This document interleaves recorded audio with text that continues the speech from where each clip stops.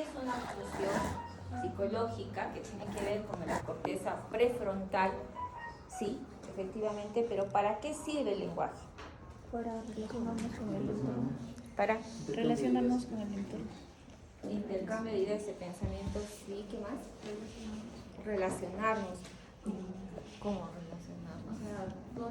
Tengo una imaginación, Dios mío. ¿Cómo? Es que nos relacionamos con todo, ¿ah? No solamente con el lenguaje, es el cuerpo, el conducto, el comportamiento. ¿Ya? Entonces, ya esto es el colmo. ¿Cuál es tu excusa? ¿Estabas demorando peinando? ¿Qué pasaba? Es que se demora el carro. ¿Por qué se demora el carro? Estaba full tráfico. ¿No se escucha del carro? No, eso es la ciudad. Tienes que salir temprano. No vuelvas a comer ni en esta ni en ninguna clase. Es una vergüenza.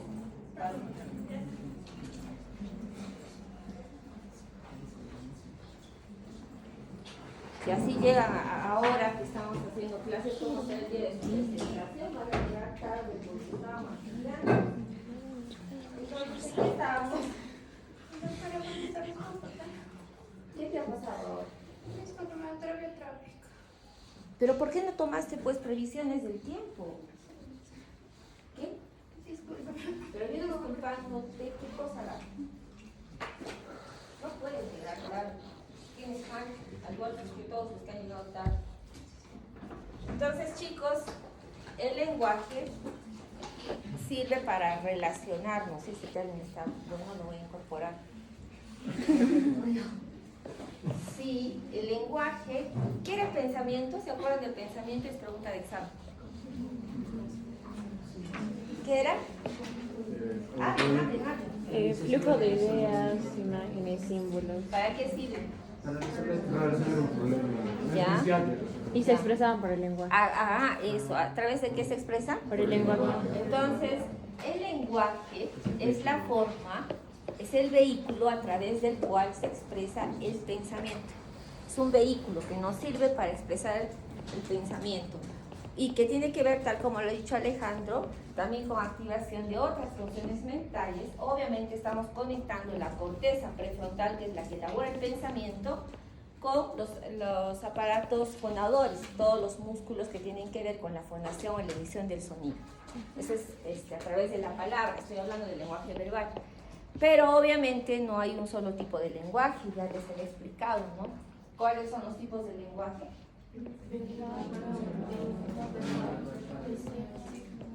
Verbal no. Verbal, ¿qué más? Ustedes son graciosos, ¿no? Realmente, y todo una decodificación. A ver. ¿Qué te ha pasado aquí ahora?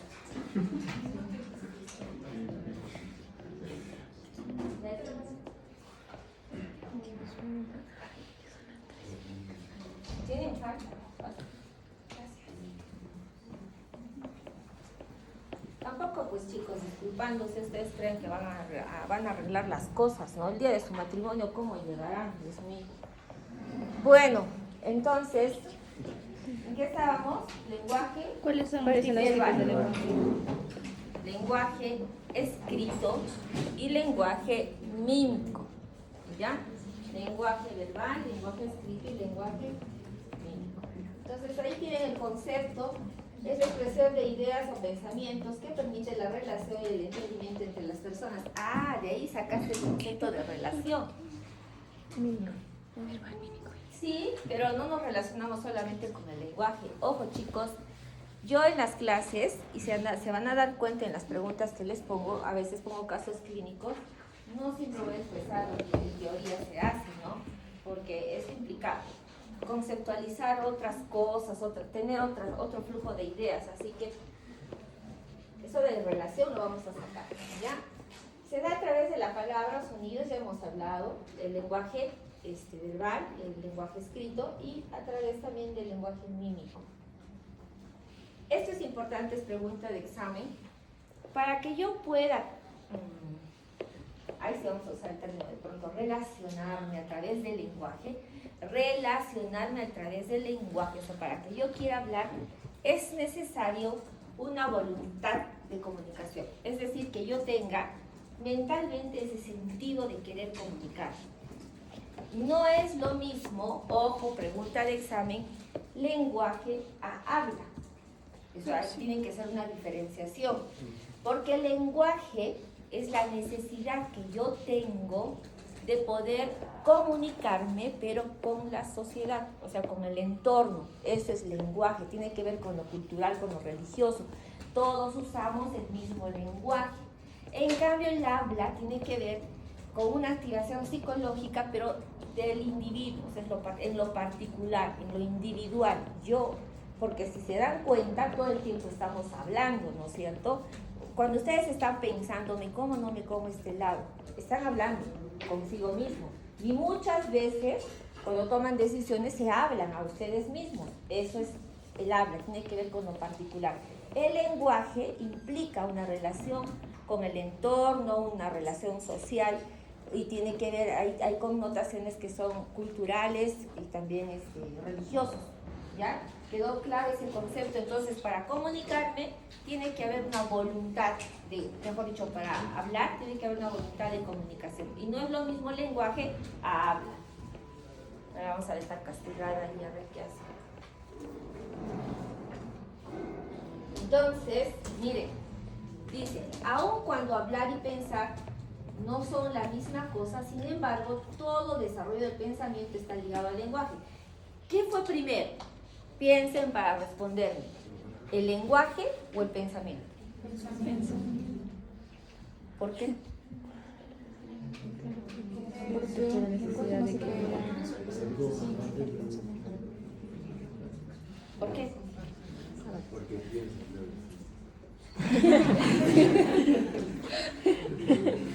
¿Por qué? Si estamos pensando, luego lo queremos transmitir. Pero los bebés, por ejemplo, pensarán. sí.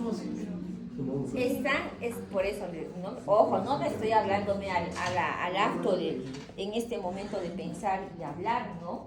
Estoy hablando refiriéndome a la evolución, a cómo evolucionó nuestro cerebro. ¿Qué fue primero, el pensamiento o el lenguaje? Es que yo creo que el pensamiento, porque luego surgió la necesidad de expresar. De comunicarlo. Ajá. Esa respuesta es mucho más lógica, ¿no? Pero, o sea, es que las funciones van tan pegadas una a la otra que a veces es muy difícil de diferenciar, ¿no? Porque prácticamente, y bien dicen, aún cuando hablar y pensar no son la misma cosa, sin embargo, todo el desarrollo del pensamiento está ligado al lenguaje, o sea, va casi por ahí, ¿ya? Esta también es pregunta de examen.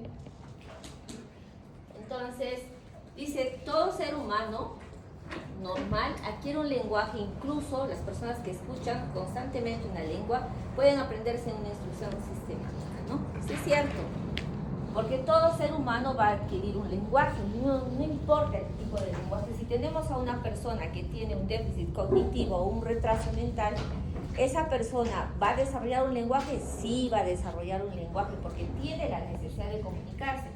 Un paciente que nace con parálisis cerebral va a desarrollar un lenguaje, claro que sí, no hablará, pero va a tener un lenguaje gestual, un lenguaje que una madre va a saber interpretar, traducir, entender y comprender. Entonces, todos, absolutamente todos, desarrollamos un lenguaje, sí, todos. Eso también, por favor, es pregunta del examen, ¿ya?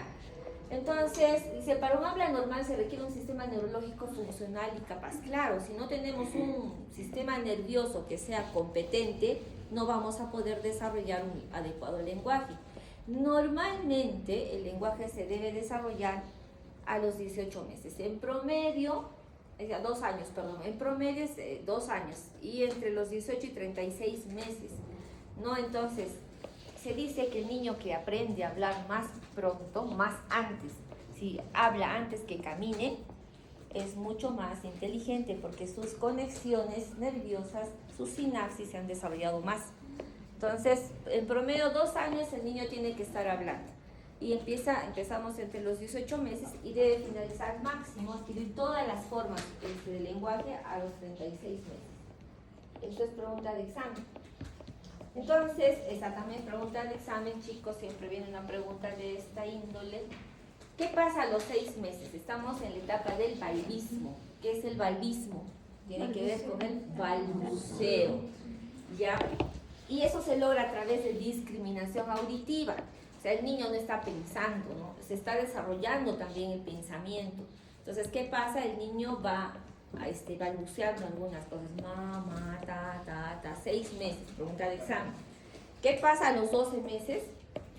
Ya vocaliza algunas palabras, pero no puede juntar sílabas. Ojo, por favor, palabras, perdón. ¿No? El niño vocaliza algunas cosas, mamá, papá, pero no combina palabras, no hace oraciones. Entre 18 y 24 meses el niño ya está combinando palabras. Ahí está el ejemplo. No está, no está. ¿Dónde estás? Aquí estoy, los niños, ¿no? Está juntando palabras, aún ya le está dando un sentido, está respondiendo a una necesidad del ambiente, a un cuestionamiento del ambiente. Yo no te he autorizado para que ingreses, pero no puedes ingresar así. Cuando yo te autorice vas a ingresar. Entre los 2 a los 3 años, el desarrollo del lenguaje tiene que estar completo. Entonces, niño que no habla hasta los 3 años, ¿de qué estamos hablando? De retraso del lenguaje. ¿En qué patologías habrá un retraso en el lenguaje? En el autismo, exactamente. ¿Ya? No mutismo, autismo. Autismo. Ya saben, mecanismos neurológicos del lenguaje, todo lo que tiene que ver con el pensamiento, que es la corteza prefrontal, y ¿qué más? La corteza temporal del lado izquierdo. Tenemos 2 áreas, el área de Wernicke y el área de Broca, ¿no? La de Wernicke es temporal posterior izquierda y la de Broca frontal inferior y frontal posterior, ¿no? Entonces, ustedes ya se conocen más desde el punto de vista neurológico. Estas áreas tienen que ver con ¿qué? Función del área de Wernicke. ¿Cuál es? ¿Ah? Interpretar qué? Sonidos. Estoy interpretando, le doy una interpretación al sonido. Y el área de Broca, la activación de todos del mecanismo del aparato fonador, los músculos. ¿Qué músculos? Otorrino, laringo, faringios, ¿no? Vamos a ver a las hemorroides.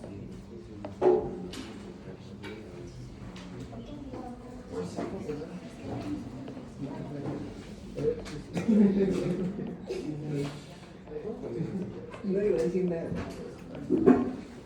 La pegadita.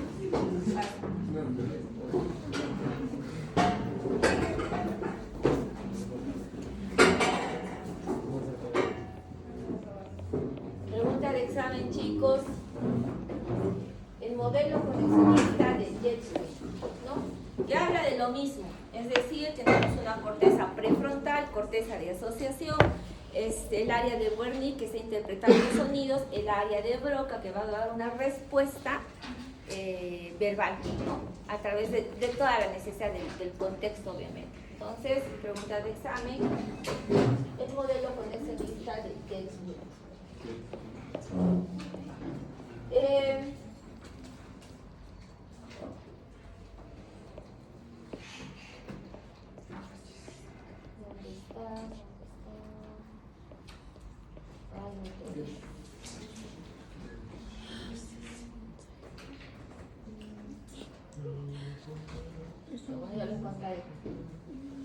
Cuando hablamos de la evaluación del lenguaje, ¿se acuerdan de la evaluación del pensamiento?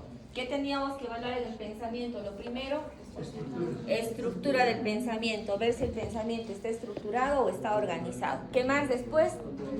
Ya, contenido, tipo, de acuerdo al tipo de ideas, ver qué tipo de pensamiento tiene. ¿Qué más? Velocidad, ¿no? Ver que si tiene una velocidad adecuada o no. ¿Y qué más? La forma, ¿no? Entonces, en el lenguaje vamos a hacer prácticamente lo mismo.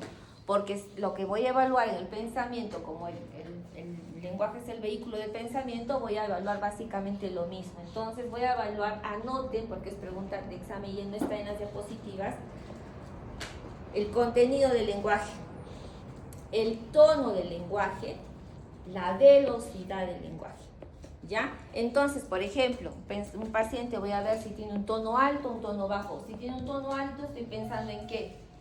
Un paciente con un tono alto, un trastorno de la personalidad, un anancástico, un esquizofrénico, un tono bajo, depresión, ya lo vamos a ver. O trastorno del ritmo, que tiene que ver con la velocidad del lenguaje, entonces también ahorita lo vamos a ver. Y miren, acá hay trastornos, algunos trastornos neurológicos, ¿ya? Esto es para que tengan más conocimiento y un poco de referencia sobre los trastornos del habla. Tenemos problemas en los cuales hay ausencia de lenguaje. Miren, por favor, acá algunas perturbaciones psicóticas del lenguaje. Cuando veas semiología psiquiátrica, el doctor Virto les va a explicar por qué es semiología psiquiátrica. Nosotros estamos viendo los procesos neurobiológicos relacionados con el lenguaje, ¿no? Entonces, ¿cuándo son perturbaciones psicóticas del lenguaje? Se pregunta de examen, cuando no es posible explicar a través de mecanismos o fenómenos neurológicos. Entonces, por ejemplo, el contenido se obtiene de operaciones propias del mecanismo del lenguaje, reproducción sin sentido. Por ejemplo, la perseveración. Esos pacientes que repiten, ya está bien, ya. Más tarde, ¿no? Es un lenguaje perseverante. Excitaciones externas, por ejemplo, improductividad. Vamos a verlo más tarde, la ecolalia. Hay pacientes que repiten, ¿cómo estás? Y te responden, ¿cómo estás? Ecolalia, fuga de ideas. La fuga de ideas en el paciente maníaco. Hemos visto una parte de la fase maníaca de Lino, los que han tenido la oportunidad de ver a Lino, y que hablaba rápido, ¿no? Entonces había una idea, venía otra idea y venía otra idea. La confusión del lenguaje en la esquizofrenia. Si el pensamiento es desorganizado, el lenguaje ¿cómo va a estar? Desorganizado, descarrilado. Y la contaminación del lenguaje, ¿no? La glosomanía. Entonces, si hay ausencia del lenguaje, aquí está, trastornos del lenguaje, trastornos de la ausencia del lenguaje, tenemos el mutismo. El mutismo puede ser selectivo, o sea, es una persona que no quiere hablar porque no desea hablar, pero habla con otras personas. Los esquizofrénicos catatónicos se pueden pasar meses sin hablar, sin decir una sola palabra, y seleccionan a la persona con la que van a comunicarse, ¿no? Pero también podemos tener mutismo, por ejemplo, en algunos casos como los síndromes de simulación. ¿Se acuerdan de la señora Cindy? Entonces ella ha dejado de hablar, por ejemplo, 4 días, se puso en mutismo. Señora, ¿cómo está? Y nada, ¿no? Es de tipo psicogénico. O sea, no hay absolutamente nada orgánico y la persona deja de hablar. Como cuando ustedes se pelean con alguien, se pelean con el enamorado y no se hablan, ¿no? Oye, ¿cómo está? No sé, no sabe nada, ¿no? Mutismo selectivo. Ya, obviamente no de tipo orgánico, ¿no? Una simulación, así somos las mujeres. Trastorno del ritmo, perdón. Aquí está lo que les decía. Bradifemia, taquifemia o bradifasia, taquifasia, la presión del habla, disfemia y parafemia. Vamos a ver la diferenciación de esos síntomas, de esos tipos de lenguaje. Bradifasia, bradifemia o bradilalia. Paciente habla, pero habla lento, parece una palabra por minuto. ¿Cómo estás? Bien, ¿no? ¿Y cómo te sientes? Más o menos. En la depresión, si es que alguno ha sufrido de depresión, realmente no hay ganas de hacer nada, ni de hablar, absolutamente nada. Entonces la persona baja la velocidad del lenguaje. Algunos trastornos confusionales y algunos problemas de lesiones como estos de tipo orgánico, como en el Parkinson, ¿no? Al revés, taquifasia, taquilalia o taquifemia, la aceleración. El paciente empieza a hablar y hablar y hablar, lo que le decía Alejandro, ¿no? Empieza medio verborreico, habla, ya, habla rápido. Sí, no estoy molestando, estoy poniendo un ejemplo. Entonces, aquí está la verborrea, logorrea o taquilalia, que va asociada a la taquifasia. Aumenta la producción, obviamente, del lenguaje. Y en la fase maníaca, estos pacientes, ¿cómo estás? Estoy bien, pero es que, ¿sabes qué? Vámonos a una fiesta hoy día. Yo te compro la casa, vamos a ver un ejemplo. Te pago los pasajes, pero y se pasan de un tema a otro y a otro tema. Y empiezan pues con cosas grandezas, ¿no? Ideas de grandeza realmente. ¿Alguno de ustedes es así? Me pasa la Ahí está. La verborrea que les explica. Aumento de la latencia de respuesta. A ver, ¿se acuerdan del bloqueo de pensamiento? Los que han visto a Gustavo, que le pregunto, ¿cómo estás? Y después de media hora me responde, bien, ¿no? Bloqueo del pensamiento, que si lo llevamos a lenguajes, aumento del periodo de latencia, ¿ya? Ojo, este caso clínico va a venir en el examen. Disfemia. Nunca más, cuando vean a un paciente que esté tartamudeando, van a decir el tartamudo, entonces van a cambiar su léxico y le van a decir que está con espasmofemia, disfemia, o el paciente disfémico o espasmofémico. Entonces son esas interrupciones del flujo del habla, tendencia a repetir las sílabas iniciales, ¿no? ¿Cómo estás? Bien, ¿no? Ahí está, las personas que son ansiosas sobre todo, y puede ser también algunos de tipo orgánico, ¿ya? Espasmofemia, disfemia o tartamudez. Aquí está la parafemia, empleo de sonidos o palabras equivocadas, ¿no? ¿Cuándo comenzó todo? Cuando tuve 18 viajes, no quise decir eso, parafemia. Están utilizando una palabra de manera equivocada o alterna. Aquí están las estereotipas, cuando se repite constantemente, ¿no? Algún tipo de sonido, de palabra. Y hay diferentes, miren, la ecolalia, palilalia, logoclonía, verberación y la coprolalia. Estos dos últimos tienen que ver con la esquizofrenia. La coprolalia, han visto a los pacientes que de la nada empiezan ahí una serie, ¿no? Unas groserías, pero que nunca jamás había escuchado en mi vida, ¿no? ¿Alguien habla groserías acá? A ver, Rubí, dime. Eso me hace acordar. Les voy a contar una anécdota del doctor Palomino.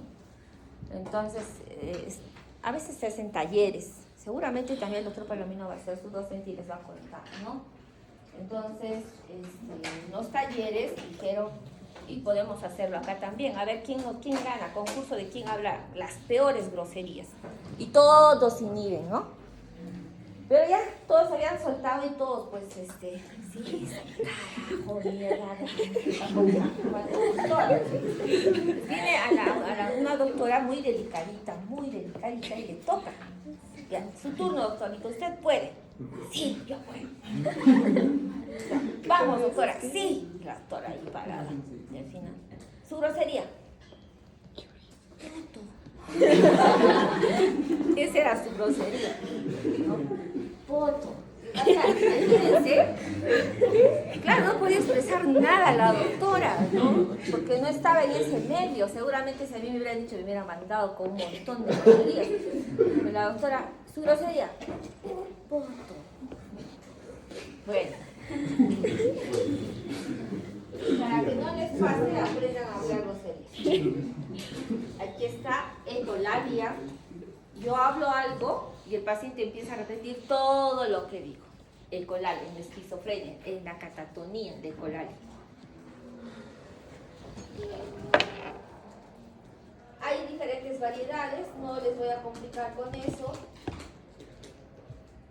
La logoclonía, ¿no? Repiten palabras, sílabas del medio. Esto es más un tema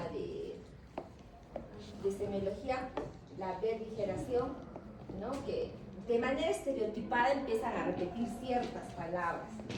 Miren aquí también los esquizofrénicos, ¿no? Auto, parlado, uno dice auto y ellos sí todo es auto. Digamos, dice perro, perro, perro, perro, perro, ¿no?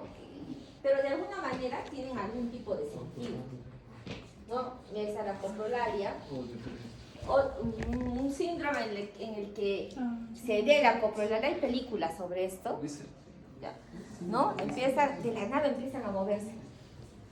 Y una necesidad compulsiva de decir groserías, ¿no? Entonces, unas groserías de esas terribles. Y uno le pregunta, ¿por qué hablas así? No sé por qué. Pero tienen, sí, síndrome de Tourette. Pregunta de Sam. Entonces,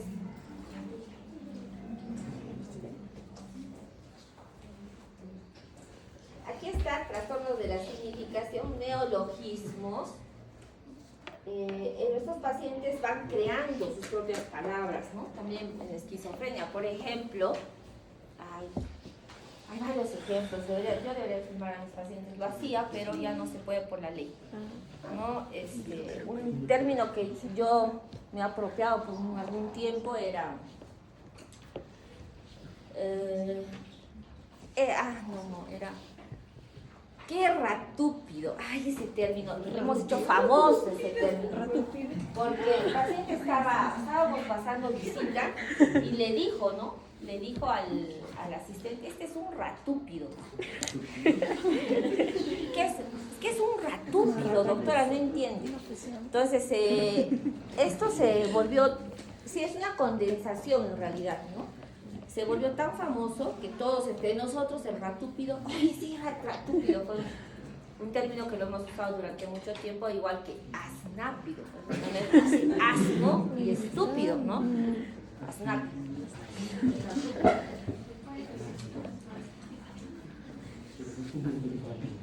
Es paralogismo, confusión del concepto que expresa una palabra. Por ejemplo, ¿qué significa estar enfermo, no? El paciente habla, estoy enfermo, pero no conoce el significado. Le da otro significado, le atribuye otro significado. La glosomanía, manifestación verbal sin preocupación, neoformadas, acumuladas sintáctica y desprovistas de fijeza y significación. Por ejemplo, insolsticio de días. ¿Qué significa eso? No sé, pero igual, ¿no? Le digo lo mismo. O sea, hablan por hablar. Usan su propia terminología. La glosolalia, lenguaje personal del enfermo, vocabulario y sintaxis inventado, pero con sentido propio. Puede ser traducido para él, tiene una significación. Un poco para que tengan ahí algunos conceptos, eso no les voy a preguntar.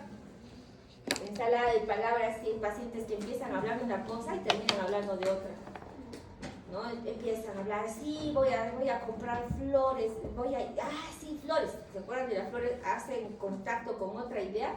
Es que el matrimonio blanco, y blanco, así blanco el perro. Entonces, ensalada de palabras. En la esquizofrenia, descarrilamiento, desorganización, lo mismo que en la esquizofrenia. De neurología no voy a hablar porque ustedes tienen su profesor de neurología, que seguramente sabe mucho más. Y acá sí, por favor, trastornos de la articulación, ¿ya? Disartria no es lo mismo que disfonía ni tampoco que dislalia. ¿Cuál es la diferencia? Disartria no puede articular,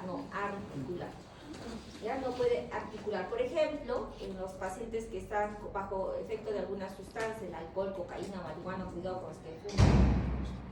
Y yo me he encontrado una vez con un paciente, un estudiante, y todavía creo que estaba con mi familia y estaba cantando, estaba en un restaurante y el chico pues no sé qué le habría dado, creo que para tomar valor de saludarme se guarapeó más, ¿no? Y en eso mandó saludos al principio, pero al final no puede articular las palabras. El paciente hablaba bien y de pronto ya no pueden articular. Anartria, diferencia entre que se he dicho, eso es lo que quiero que se me diga. Disartria es lalia. no puede pronunciar. Por ejemplo, algunos pacientes, exacto, ¿no? Por ejemplo, con las L's, las trabadas, pueden decir tierra, dicen tierra, la R, con la L también, ¿ya? Están las modalidades. Esto no. Aquí está, la verbilocuencia. ¿Han escuchado esas personas? Por ejemplo, seguramente ustedes han tenido compañeros, algunos compañeros que son histriónicos, ¿no? Les gusta el escenario. Entonces, por los voluntarios también, ¿no? ¿Quién quiere hacer esto? Yo. Y cuando salen adelante, hablan tan bien, tienen un léxico pero maravilloso, con unas palabras rebuscadas de diccionario, pero que no dicen nada. Eres verbilocuente. ¿Cómo se llama? Chamulladores, ¿no? De nuestro ser.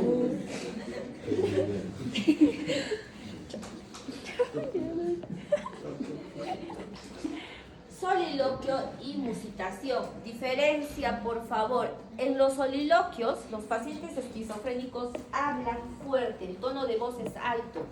Pero mírenme bien, por favor. A mí me encanta siempre ponerme en lugar de los pacientes. Empiezan a hablar con voz, con un tono alto, pero ya te he dicho, ahorita voy a ir. ¿Se acuerdan del ejemplo que vimos del paciente con esquizofrenia? Vimos el video. El paciente hablaba fuerte, ¿no? Espérate. Actúa, habla, el tono de voz es alto. En las músicas, pero está hablando, no sé con quién, alguien, con alguna entidad. En las musitaciones, el paciente habla con tono suavecito. Sí, como si estaría hablando consigo mismo, pero está hablando solo. En ambos casos está hablando solo, es pregunta de examen. En ambos casos está hablando solo. Solo que en el soliloquio es fuerte, como si estaría alguien al lado suyo. Y en el mutismo, en la musitación, es despacito, como si estaría hablando consigo mismo.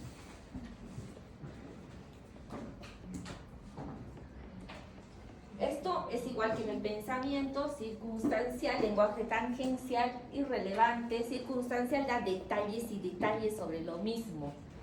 Algo así como el verbilocuente. El tangencial, le pregunto por papas y me responde por aceite. Y el irrelevante no tiene relación con lo que yo le preguntaba. ¿Ya? Para respuestas, son respuestas intencionalmente incorrectas o absurdas. O sea, intencionalmente, ¿no? ¿Dónde? En los histéricos, en la simulación. O sea, intencionalmente yo respondo mal. Por ejemplo, cuando están vamos a tomar un ejemplo legal, en una fiscalía y tienen que declarar, ¿pero por qué lo hiciste? Es que el día estaba aburrido. O sea, nadie va a matar a alguien pues porque está aburrido, ¿no? Entonces son totalmente, esas son para respuestas. Son intencionalmente absurdas. Y aquí tenemos en el trastorno de la escritura, del lenguaje escrito, la dislexia, disgrafía y la discalculia. Quiero que solamente hagan diferenciación entre estos. Dislexia, el problema está en el lenguaje al escribir porque no puede leer adecuadamente algo. ¿Ya? Dislexia es un problema en la lectura, pero que se refleja en la escritura. La disgrafía, ese sí no puede escribir por alguna razón. Y la discalculia tiene problemas con los cálculos, al ejecutar el cálculo o al leer un cálculo, ¿no? Entonces el paciente dice, a ver, 2 por 2, doctora, yo sé que es 4, pero en ese momento no lo puedo escribir. Son más temas orgánicos. Macrografía y micrografía. Esto es lo que utilizamos en medicina legal. Hay algunos peritos de la escritura, ¿no? Entonces, ¿qué hacen ellos? Dicen, ya interpretan, ¿no? Esta letra en este momento estaba más grande, estaba por encima de la línea media, esta letra estaba pequeñita, estaba por debajo, ¿no? Ellos tienen sus propios códigos, pero que los relacionan con estados también anímicos, como melancolía o manía. Esto ya hemos visto, y aquí están los trastornos del lenguaje mímico, ¿no? La hipomimia, por ejemplo, estos pacientes que, ¿cómo estás? Y no expresan nada, ¿no? Bien, la cara, el rostro no expresa nada. Hipomimia, como en la depresión. Amimia no expresa nada. La catatonía, por ejemplo. La ecomimia, hay pacientes que uno les está hablando y ellos también empiezan a imitar todos nuestros movimientos. Entonces yo me rasco la cara y el paciente se rasca la cara. Guiño y el paciente también guiña, ¿no? Son sobre todo las esquizofrenias. Algunos simuladores también, y así como hay para respuesta, una respuesta intencionalmente inadecuada, también hay una paramimia, o sea, hacen gestos que no tienen nada que ver con lo que están expresando. Entonces, chicos, para la exploración del lenguaje, ya les he dicho que tienen que evaluar el tono, ¿no? La entonación, la velocidad, que es la fluidez, el contenido. Va siempre de la mano con el pensamiento. Si el pensamiento es desorganizado, el lenguaje va a ser desorganizado.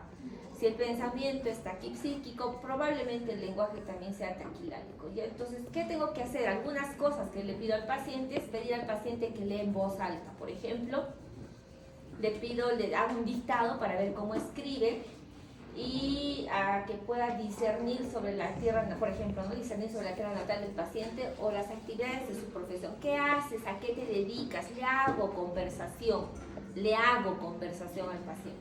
¿Ya?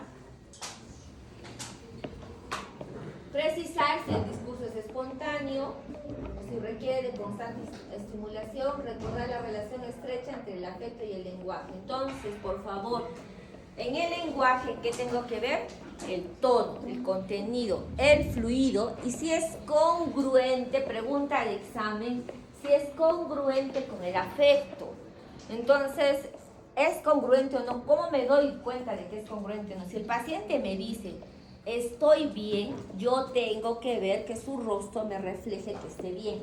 Lenguaje congruente con el discurso. Porque si el paciente me dice, estoy feliz y tiene una cara caída, no es congruente, ¿entienden? La congruencia con el afecto. ¿Ya? Listo. Entonces, ahí tienen la clase sobre el lenguaje. Ya tenemos pensamiento del lenguaje. La próxima nos toca emociones. Y creo que personalidad después.